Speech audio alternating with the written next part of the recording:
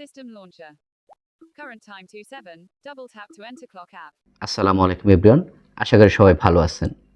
আজকে যে সমস্যাটি আপনারা দেখতে পাচ্ছেন, এই সমস্যাটি অনেকেই প্রায় সময় ফেস করে থাকেন, কিন্তু এটা কিভাবে করবেন, কিভাবে সলভ করবেন আপনারা বুঝতে পারছেন না।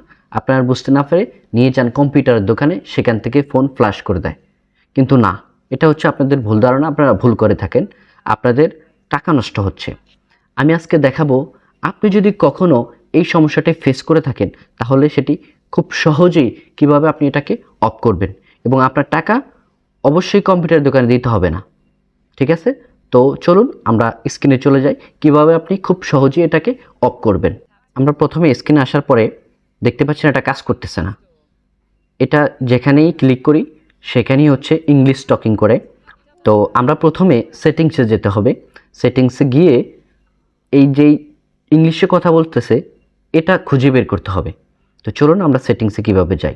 প্রথমে আপনি এটা যখন এই যে একটি আঙ্গুল দিয়ে টাচ করবেন তখন এটা কাজ করবে না।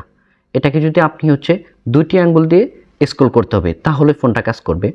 তো আপনি দেখতে পাচ্ছেন আমরা দুইটা আঙ্গুল দিয়ে স্ক্রল করতেছি, এই যে এই পাশে চলে আসছে। এখন আমরা সেটিংসে প্রবেশ করব। এই যে দেখতে পাচ্ছেন সেটিংস, এই সেটিংস, আমরা সেটিংসে প্রথমে একটি ক্লিক করব, তারপরে ডাবল ক্লিক করব।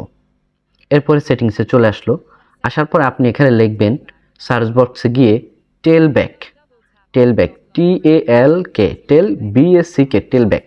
তো আমরা এই যে দেখতে পাচ্ছেন টেলব্যাক, এখানে এটা চলে আসছে, এখানে ক্লিক করব।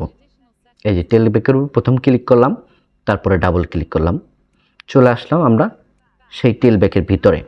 এখন আপনার কাজ হচ্ছে কি, এই যে দেখতে পাচ্ছেন আপনি এখানে ইউজ টেলব্যাক, এখানে এই যে দেখতেছেন আইকনটা, এটাকে প্রথম ক্লিক করবেন, তারপর ডাবল ক্লিক করবেন। তারপরে এই যে দেখতে পাচ্ছেন এখানে যে স্টপ লেখা, এই স্টপ লেখাকে প্রথমে এক ক্লিক করবেন, তারপরে ডাবল ক্লিক করবেন। শেষ আপনার কাজ। খুব সহজে আপনার 2 থেকে 300 টাকার কাজ আপনি নিজেই করে ফেললেন। এখন আমরা চলে যাব, এই যে দেখেন আমাদের স্ক্রিন ইজিলি কাজ করতেছে, এখন আর আমাদের এই সমস্যাটা হচ্ছে না। তো এভরিওয়ান, আপনার যদি ভিডিওটি ভালো লেগে থাকে অবশ্যই আপনার টাইমলাইনে শেয়ার দিয়ে রাখবেন এবং বন্ধুদেরকে শেয়ার করে দেবেন। ধন্যবাদ, সবাই ভালো থাকবেন। আজকের মতো আমি বিদায় নিচ্ছি। ভালো ইকবাল, আল্লাহ হাফেজ।